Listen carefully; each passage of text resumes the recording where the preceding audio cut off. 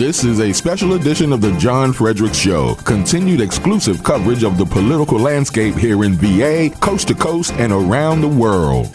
Today we find J. Fred in Iowa, chasing down the Democrats as they head towards the first caucus of the 2020 election season.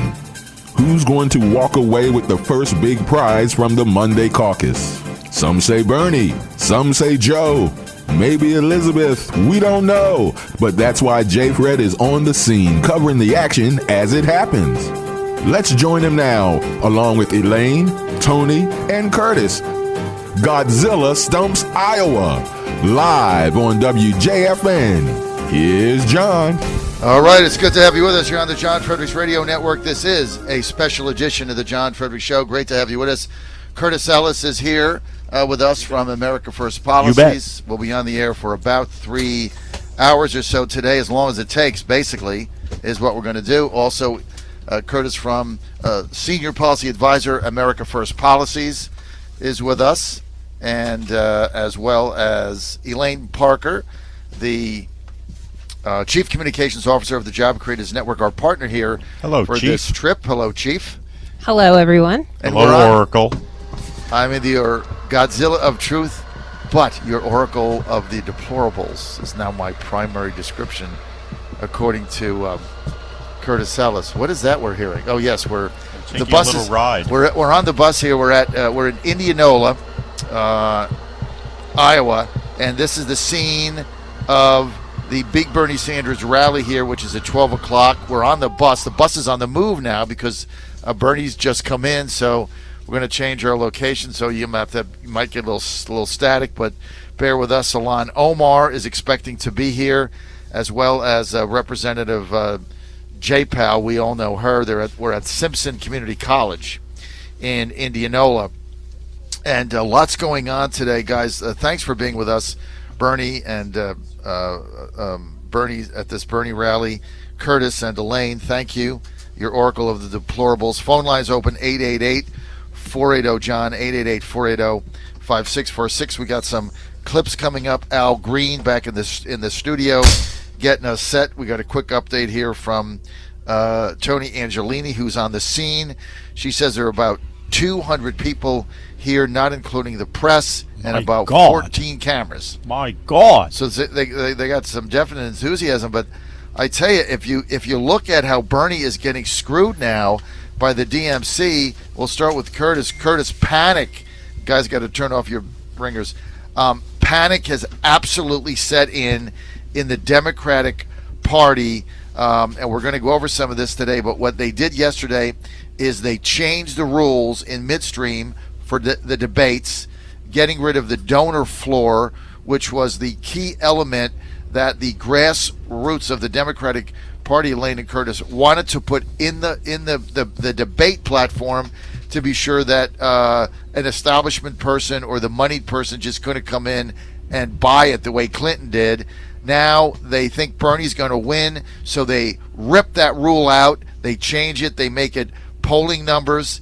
That is opening up the opportunity for Bloomberg to come in the debates.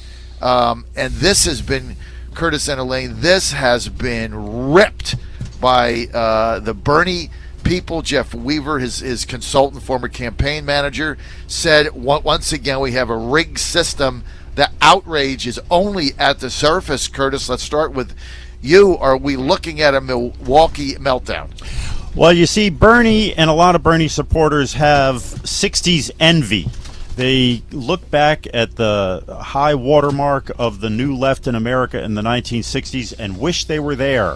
Well, I'll tell you what, the peak 1960s came in 1968 with the riots at the Chicago Convention, when the anti-war and the youth protesters descended on Chicago.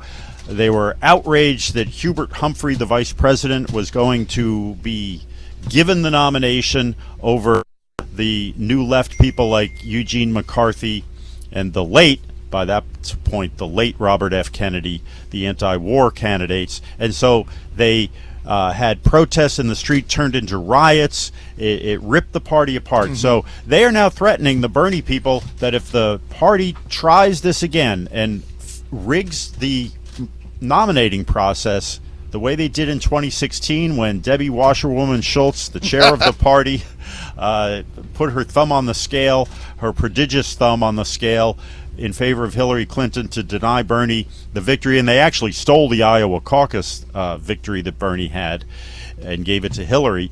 If they do that again, there will be riots in Milwaukee, and we will see a replay of 1968 Chicago. Where there were riots in the streets, and then basically it did Hubert Humphrey, and he came back at the end, almost pulled it off. But what they're doing now, this is in direct result, right? Direct result of the fact that Bernie is going to win Iowa. He's surging. We're seeing it wherever we go. Biden's tanking Elaine Parker. What are they doing? I mean, for the party that claims to be a big tent and all inclusive, they're disenfranchising a bunch of voters again, and it's tens of thousands of voters. And it's because they're trying to select and control the winner, their anointed person, which is Joe Biden, or Mike Bloomberg. And I'd like to ask the party, how did that work out for them in 2016? Not as they expected at all. And here they are doing it again. And these voters, I mean, they're going to feel the backlash. They are absolutely going to feel the backlash in one way or another. I find it amazing. Just think about the candidates early on who were running for president on the Democratic side who didn't meet certain thresholds, right, and didn't get to be on that debate stage, and suddenly a billionaire comes along and, I mean, assumably buys his way onto the stage, and it's unimaginable to see a party that claims to be, you know, for the people and all of these things. They're clearly not. Well, here's the question is to Curtis. Back to Curtis. The question is this: very simple. If Bernie Sanders was coming in third in Iowa and was second or third in New Hampshire, would they have made this change? No, they would not have made this change. Right. Look, they wrote these rules. They wrote the original rules in order to help the grassroots candidates who have a number of small donors that show support by people giving them small donations and thousands of small donations, because the Democratic Party, ever since Citizens United was passed, has been decrying the impact of big money in politics. We've got to get big money out of politics. Well, now the Democratic Party is, we have two candidates, Tom Steyer, who's self-funding billionaire, and Michael Bloomberg, a self-funding billionaire. The party is being supported by George Soros, a globalist multi-billionaire who made his money by crashing sovereign currencies around the world. They have no problem with big money in politics as long as it's democratic big money. That's what the party has come to stand for. And so they've changed these rules, gotten rid of the requirement for so many thousand small donations, so that Michael Bloomberg, whose candidate, has one small donor. That's himself. He's like 5'3". He's kind of small, right? You know? Small donor, right? I get so good joke. And it's well, he also gave $325,000 to the Democratic Party, the Democratic National Committee a few weeks ago. That's right, and he's made no secret of the fact that whoever wins the nomination, he will spend up to $1 billion to help that nominee win. Right. So they want to accommodate him. But the big, it's not like, okay, he's our big money donor, let's accommodate him. It's let's screw Bernie so he's not our nominee. That's and right. Bloomberg's just a vehicle. That's the point, John. Right. You just hit the nail on the head. Right. Yeah. So, and then you've got the other thing that's going on, which is this rally last night where Rashida Tlaib, and we're going to get some of these clips up when Curtis has them, and we're going to play those all for you. At an event in Iowa last night for Bernie, the moderator mentioned Hillary Rodham Clinton, and the crowd began to boo like crazy. They just booed. They don't like her. The moderator stated something along the lines of, "Hey, we're classy here. We're not going to boo." And Tlaib responded, "Boo! I'm going to boo. I can't be quiet. I'm the not haters classy. will shut up no, on she Monday, didn't say that. and we will win. And Bernie Sanders is going to be the next president of the United States." And she shut that down. So that shows you a further divide here, right, Elaine? Absolutely. I mean, when you see how angry, people are, they don't want to see the kind of infighting within their party that they had in 2016. And I think one of the articles we read said something, they don't want to see, well, obviously they don't like President Trump, and they don't want to see the same kind of vitriol coming out of any of the campaigns, in particularly Bernie Sanders' campaign, against other folks out there as well. So, you continue to see this divide that the Democratic Party and the powers that be try to cover up. The media helps them try to cover it up, but there is a huge divide. I would have to say there's nothing like that in the Republican Party. Well, yeah, good point. I'd like to say, I think this is interesting. We are seeing in the Democratic Party in 2020 what we saw in the Republican Party in 2016. Donald Trump came along and he said to all of the establishment candidates, get lost. I am not going to play nice. I'm going to be straight. When Jeb Bush got on stage, low energy Jeb, and he said, my brother kept you safe, Donald Trump violated all the rules and he said, how do you mean your brother kept us safe? Your brother was president when the 9/11 attacks came. Don't tell me your brother kept us safe, right? It's like nobody, I mean, that's an obvious truth, but nobody would say it. He said it. John McCain. He took on John McCain in South Carolina, the military, the military veteran capital of America, right, he took on McCain. Where military is sacrosanct. That's where he took on John McCain. Yeah, and he got compared. After a while, you just couldn't imagine. Nothing he said would bring him down, and they started comparing him to Obama with the Teflon comments. Right, and so he unleashed a civil war within the Republican Party, and the populists took over.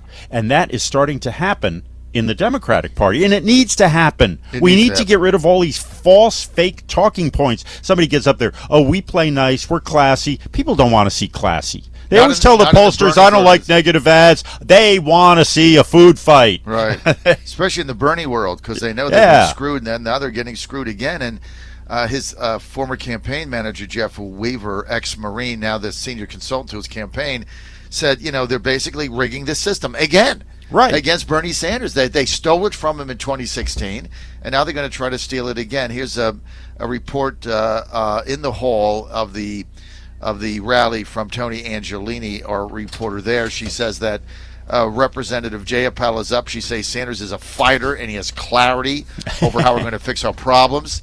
She also says big revolutionary changes need a movement, is what she says. And he said that's what we're building. She says that progressives agitate and tell hard truths and to invoke change. Right. So just what you're saying, you've got Representative Jayapal in there right now. Head of the Progressive Caucus. Head of the in Progressive the Democratic Caucus saying House. You're going to have to rattle some cages to get change. She also just said 500,000 went out to the streets to demand immigration reform. I don't know where they were. Where were they? Missed that. Was that the Rohingya in Myanmar? I don't know. And then she said she's promoting house passes of a $15 minimum wage, and she's the proud mother of a non-binary child, and she uses the pronouns they, them. What is a non-binary child? I was just going to ask A non-binary child is, I guess, analog rather than digital. I mean, somebody can text us. I have no idea I what got you that there, means. John. A non-binary is a person that declines to determine or say whether they're male or female. Yeah. So see, in the old days, it would be one called of the two choices. Right, be a hermaphrodite. She has a hermaphroditic child. No, that's different. I know, Al, I'm being facetious. Non-binary child. There's Non-binary child is Janelle Monáe or like something they like don't that, they don't popular identify pop performer. as She came so out they don't like 2 identify weeks as ago. male or She's been a female. woman Al. forever. Now she's neither one. right. It gets complicated, but yeah, it's like It's too I much need a for me. spreadsheet. Biologically, I may be one thing. You need a flow chart. Yeah. You need a flow chart for John. An org Al, chart. can you send We us need an over org a chart. flow chart, please? I don't know which way it would flow. All I know is I could still beat my son in Monopoly. Jayapal on Medicare for All, she says no co-pays, premiums are deductible. You pay nothing, Everyone has the same level of care. It all sucks. Oh, lovely. Everybody's care sucks, but it's all the same. So why bother to earn more money to get a use better doctor? Because you're not allowed to get a better doctor. You can use whatever doctor you want, provided there are any, because the care sucks and they've all retired and moved to the south of France. And Tony said she made a weird reference that went completely over the heads of this landlocked crowd. And was that the binary child reference? Something about a boat or something. I don't know. Al's working on those. Al's back in the studio working on those those clips for us. But he bailed us out with binary child, and that's a reference that went over the Oracle's head. It went over my head. But I wish Representative Jaya Pal and her son and her family all the best. Not a son, it's a they. I think we should reminisce a little bit on the child. Right. Offspring. I want to reminisce a little bit on the war inside the Republican Party in 2016 when Trump was, causing all kinds of Sherman's March to the Sea. Exactly. When he was shaking things up like no one had ever seen. I remember when Jeb Bush tried to implement a rule of no tweeting after 1 a.m. or something like that because he wasn't awake to respond. Right. I mean, think about that. The press totally just loved reporting on the war within the party. Right. But you don't really hear about this war that's truly happening in the Democratic Party. And think about that. I mean, we saw a statement from Bernie Sanders' campaign, and we saw a statement from Andrew Yang yesterday. Where's the rest of the candidates? Right. Where are they? I mean, think about Cory Booker. I mean, he didn't meet the threshold. He didn't make it on stage one of the times. Well, didn't change any rules for him. They're all afraid, right? Because they all think they're like, okay, so if Biden's the nominee and I want to be VP. Pete said nothing about it, right? Nowhere to be found. Cory Booker, Amy Klobuchar, they're all petrified. They all want to get cabinet positions. They all want to get cabinet positions in a Biden administration, so they don't want to rock the boat, so they say nothing. So the only campaigns that made a statement on it was Yang's, and his statement was kind of tepid. I mean, it wasn't like it was overwritten to be nice. Yeah, it was not. It was a statement saying, he didn't have Senator Murkowski writing his statement. Exactly, but the only biting statement, and Warren said nothing either. The only biting statement came from Bernie Sanders because it was aimed at Bernie Sanders. But to Elaine's point earlier, the press here in Iowa is protecting Joe Biden. Mm-hmm. Don't you agree, Elaine? 100%. They're protecting Biden. They're protecting Biden. They're hiding this war.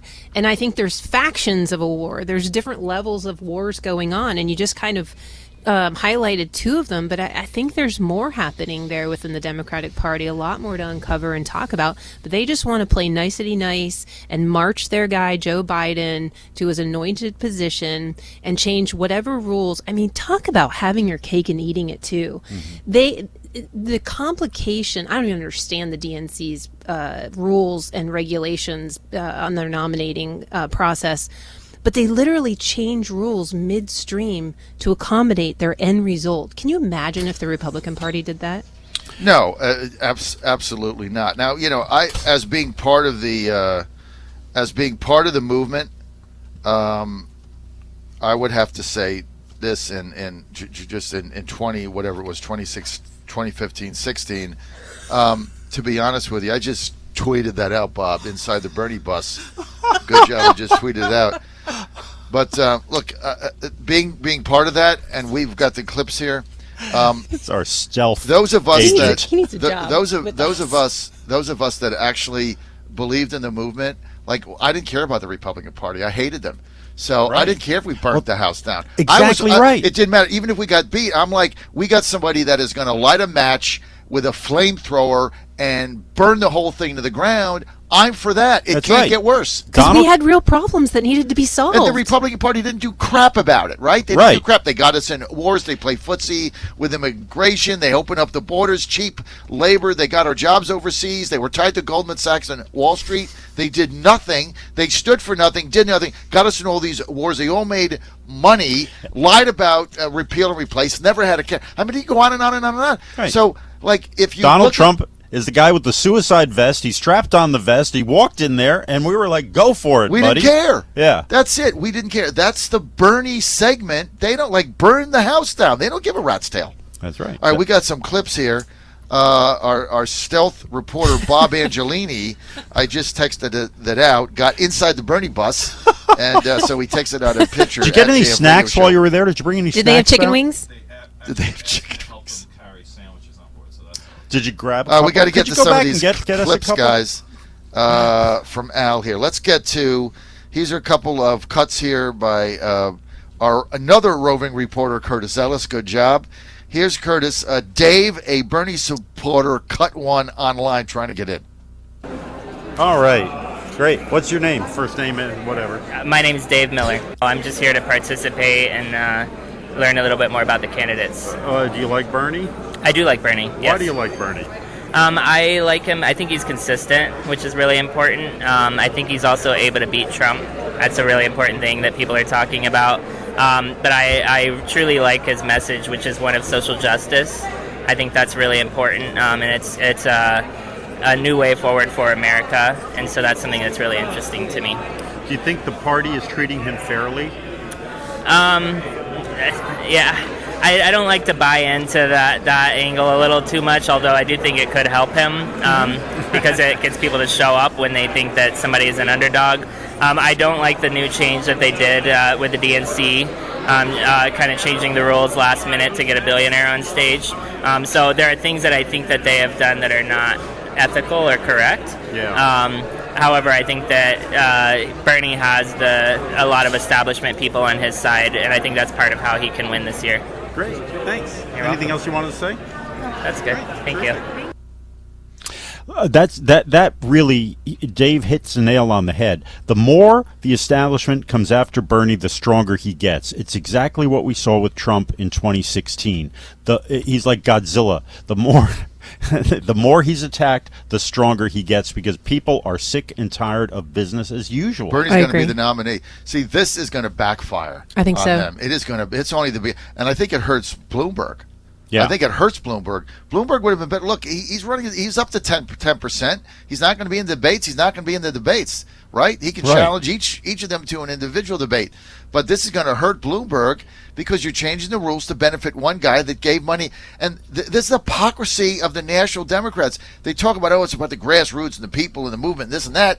But then it's all about money, right? Establishment, Wall Street. And, I saw this going back with the Democratic establishment more than a decade. You've got the Democratic political consultants.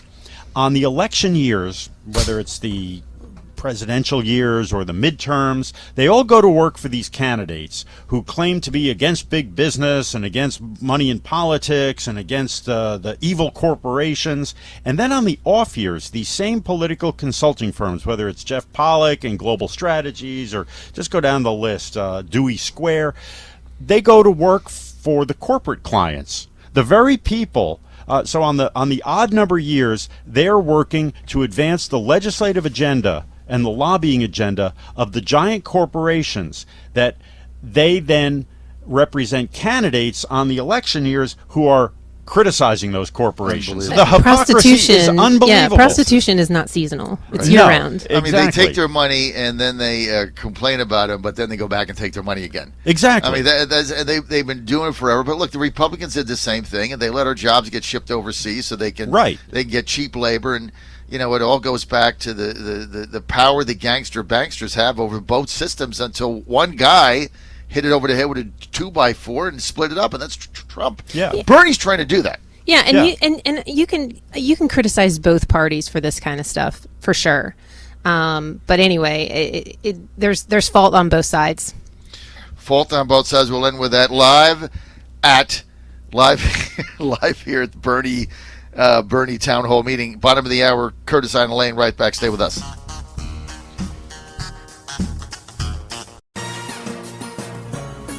Godzilla stumps Iowa as J. Fred follows the Democrats to the caucus. Let's join them now. Live from Iowa, here's John Fredericks. We're back in Indianola, Iowa. This is the scene of Bernie Sanders' big rally in Indianola at Simpson Community College here.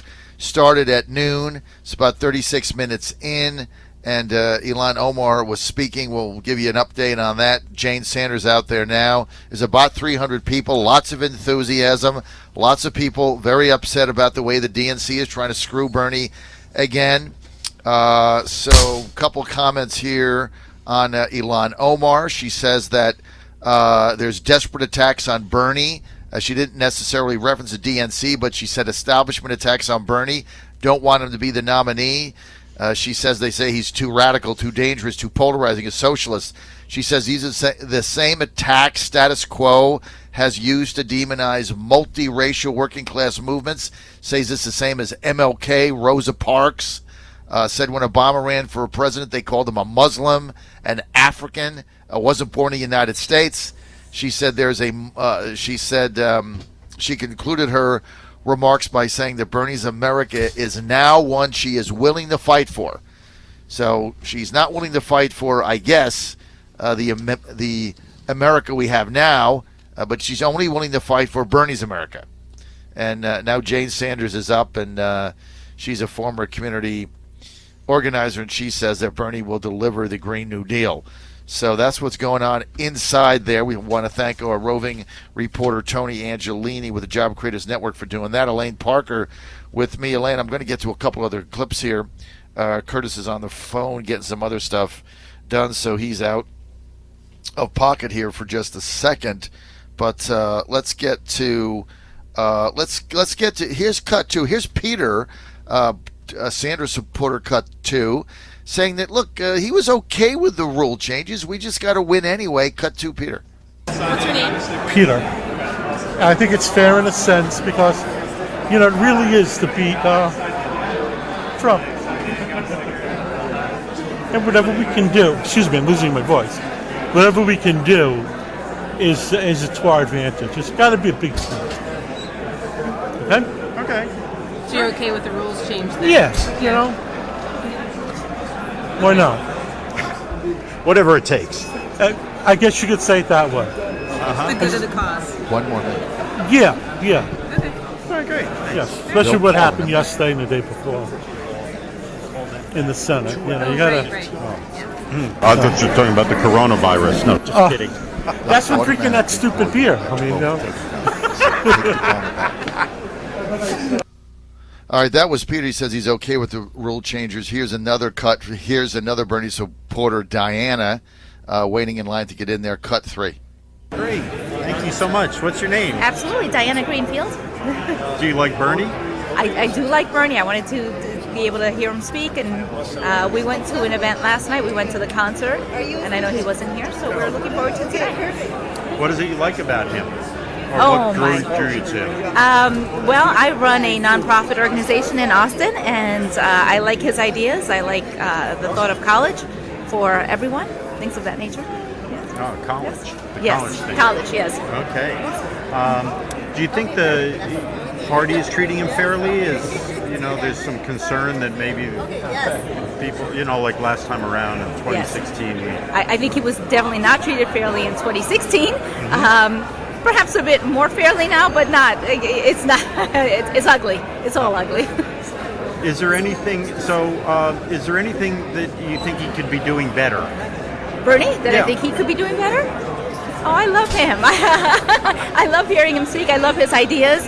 I think he has been above board, and he's just kept that through his whole campaign. So, no, I don't. That's wonderful. Wow. We found a perfect person. No. Let my husband know that, will you? Yes. Okay. Anything else that you'd want to say? No. Okay, great. All right, so that's Diana. She's pretty excited about her candidate. And let's get to the cut number 4 here. Robert, talking about the Bloomberg story. Another Bernie supporter waiting online to see him in the town hall. Robert, cut 4. What's your name? My name is Robert Greenfield. Okay, so what's your Bloomberg story? So, in my opinion, and I love all the candidates, but in my opinion, only Bloomberg with, say, Cory Booker or even Michelle Obama, if we could get her, could win this possibly. Bloomberg's another New Yorker. He's been handling Trump for years, and he's got the cash to do it. So, to be realistic, he's one of the candidates that's most center. and almost on the Republican side. But he was a very good mayor in New York with little troubles here and there, obviously. But I think, to be realistic, this election is about beating Trump, and that's what we want to do. So, Great. Thank you. So different liberal parties from... With the John Fredericks Radio Show. So, hi, what's your name? Adelisa, Hi, where do you live? in Johnston, Iowa. Oh, wonderful. Are you planning on caucusing? Yeah, I'm caucusing for Bernie. Yay! So what is it you like about Bernie? What got you on board on the Bernie bus? I like his message. I mean, I'm a daughter of immigrants. My parents came here as refugees. I don't like how in this country you're kind of limited to where you're able to go in life, depending on what situation you're born into and things like that. So I like the idea of free college for all. A degree is pretty much necessary at this point. I don't like, seeing how this administration is discriminating against pretty much every minority group there is. And yeah, I just think he's the right candidate for this country to lead us forward, especially when it comes to, imminent environmental disaster. Have you always been with Bernie, or was there somebody else? Or I supported Bernie in 2016 as well. I didn't caucus for him. I lived in Massachusetts at the time, but yeah, I was supporting him then too. Do you have a second choice if Bernie doesn't make it? I mean, I'll vote for anybody who ends up being the candidate, but there's no one that I would say I support strongly, no. Now, do you think he's going to win, or you think he's going to do well in the caucuses? Well, he is leading in Iowa right now, so I really hope so. Have you heard about they're talking about the party, the Democratic Party, is talking about changing the rules or anything? How do you feel they're treating him? Are you concerned that maybe the party's not treating him? I mean, we saw in 2016 the party doesn't really treat him fairly, so that doesn't really surprise me. But I hope he's able to kind of overcome that, and I think with enough support he can. Yeah, great. Anything else? Go Bernie. Yeah, go Bernie. Thank you. No problem. Thanks. All right, there you have it. The Bernie supporters. It was interesting. The one guy was here. He said, Bloomberg probably a better candidate to beat Trump. So that was pretty interesting. But that person saying, I'd like to be in a country where if you could come here, it's easy to move up. I don't know what country there is where it's easier than the United States. I mean, like what planet do some of these people live on?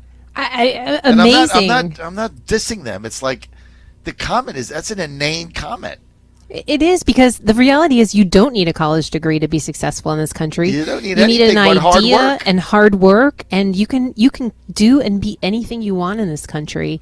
And that's not the same case in places like in Europe even. I mean, when you go through school, say in Germany, I have friends who lived in Germany for 2.5 years, you select what you're going to be. If you're going to go down the trade route, that is what you are. You don't get to make some career change at 35 because you're having a midlife crisis and you're thinking, gosh, I'm not happy in this career choice.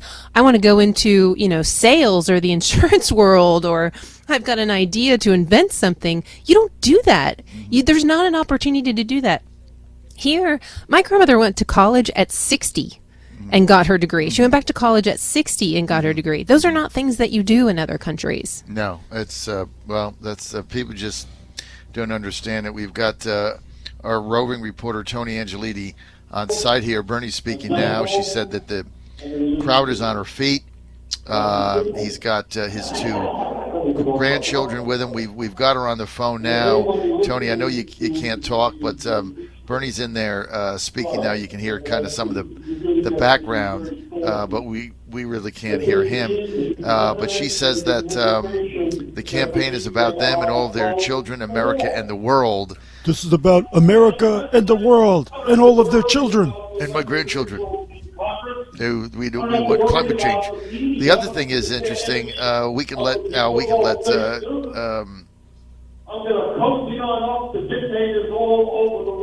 can let Tony go now because we can't really get that audio. But one thing was interesting.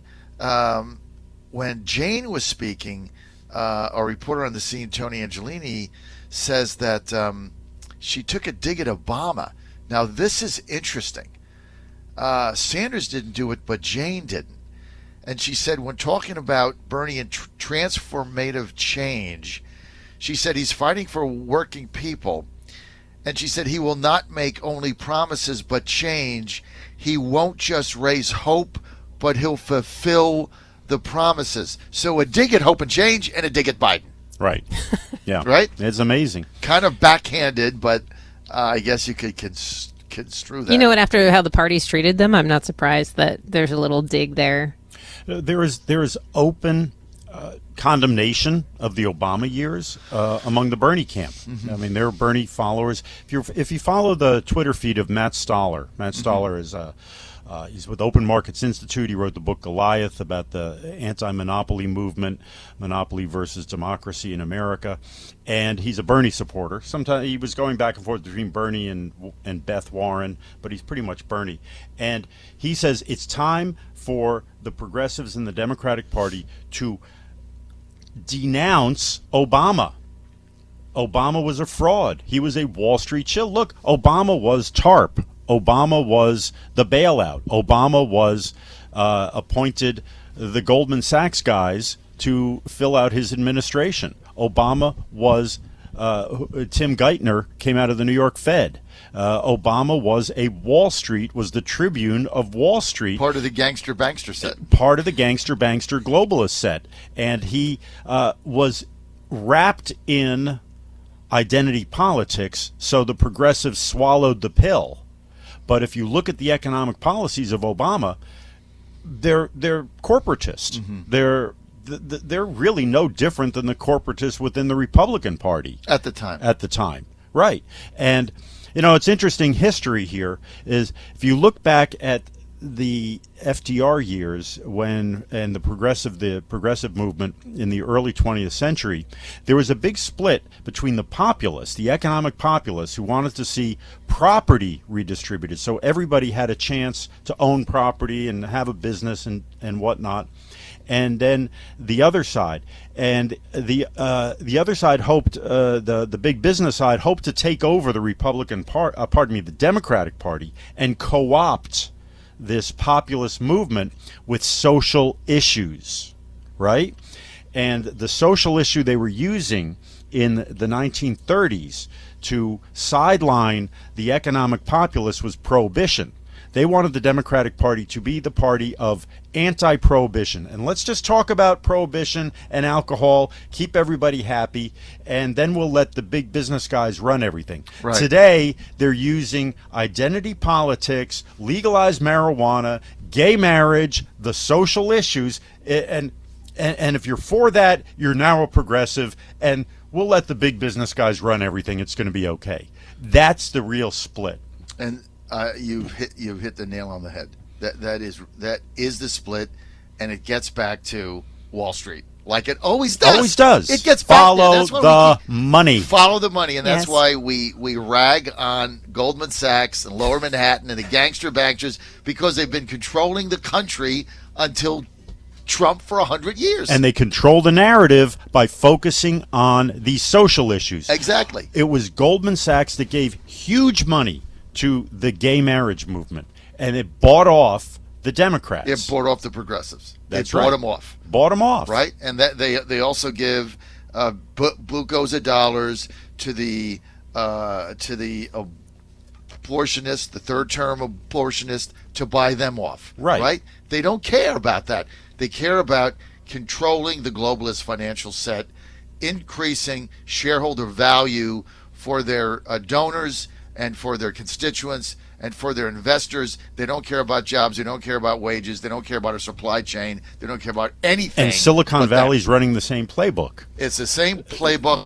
The other end of the Zuckerberg and Google give big money to the Human Rights Campaign and to all of these identity, social issues, whether it's climate change or whatnot, and that don't break us up. And don't break up our companies. And Elaine, Bernie's threatening that. Yeah, he's threatening the flow of money. He threatens all of that, and they're going to do everything in their power, change rules, midstream, keep certain. They're keeping the will of the people from happening. And look, I'm not a Bernie supporter. He's not my guy, but I think that it should be the will of the people.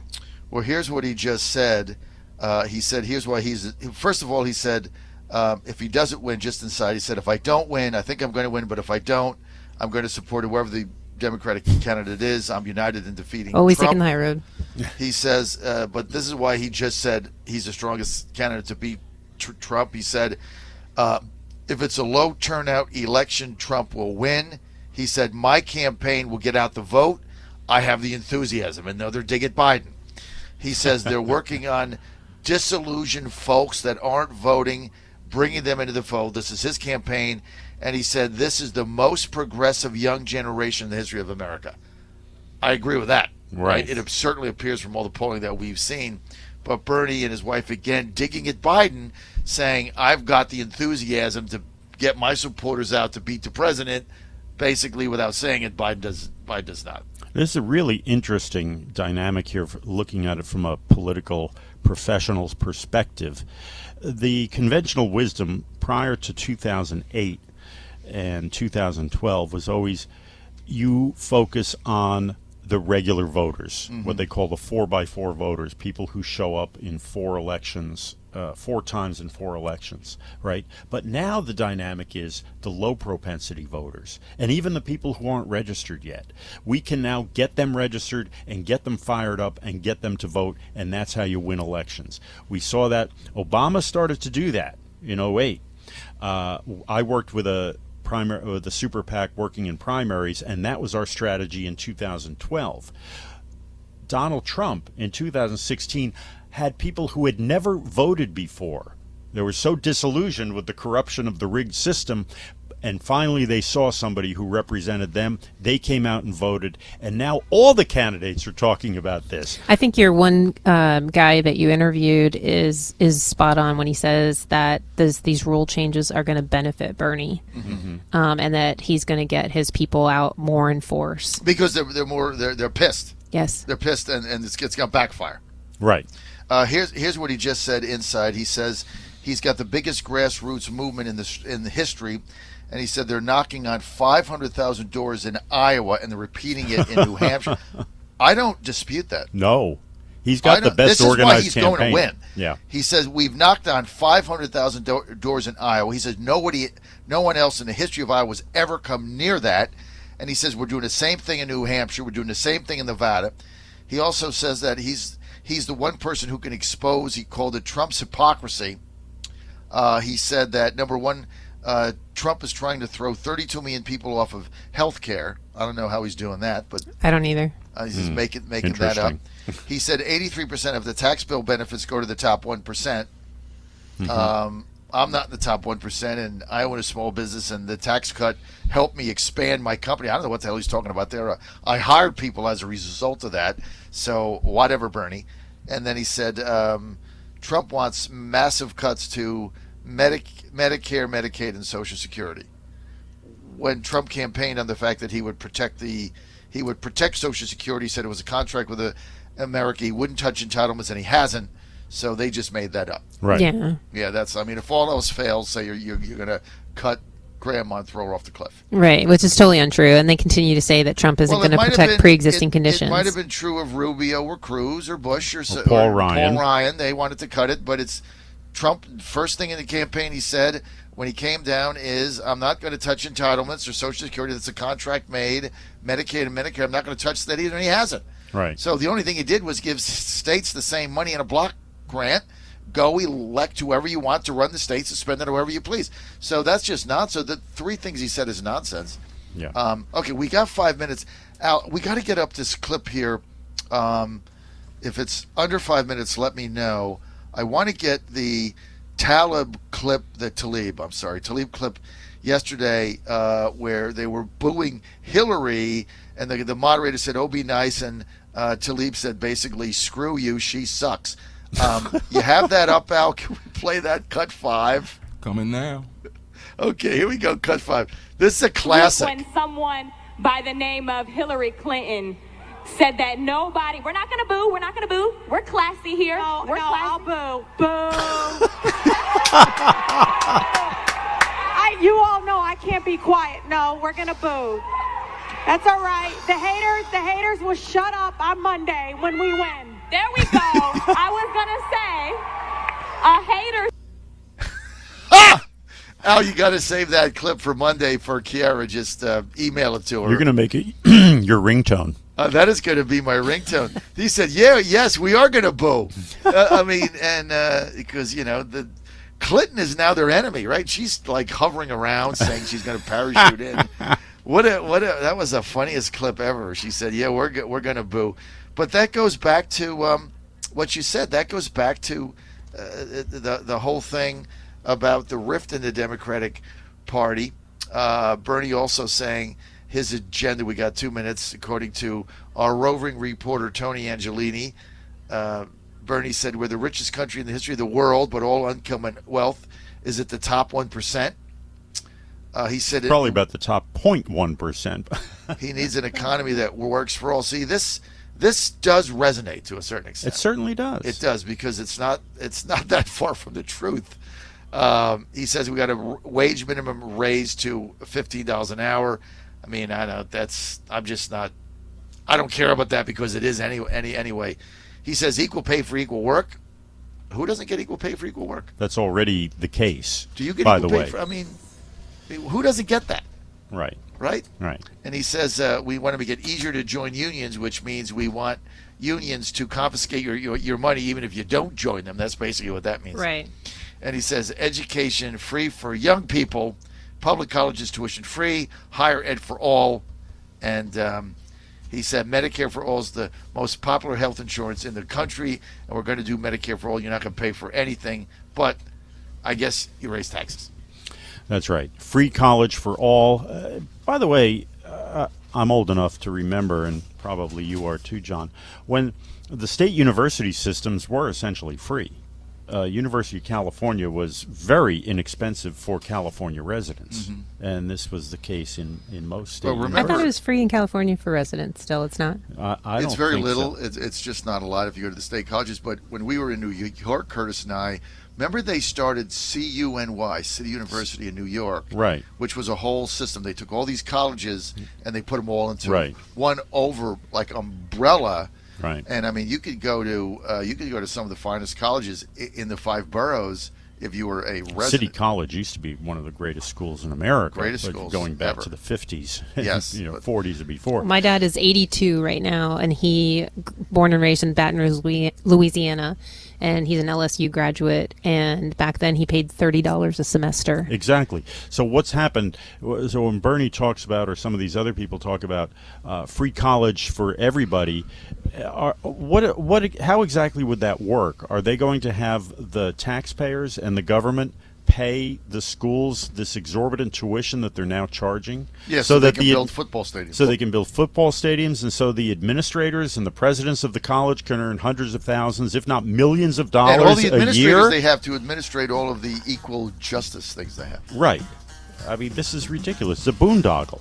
If you want to have free college, let's get Al rid of some of this says, fat. When Al plays that music, it's kind of like Kiara. He says, you guys are very interesting, but we're going to top the hour news. Al, thanks for getting that little reminder in there. Thank you. Al Green back in the studio. John Fredericks Radio.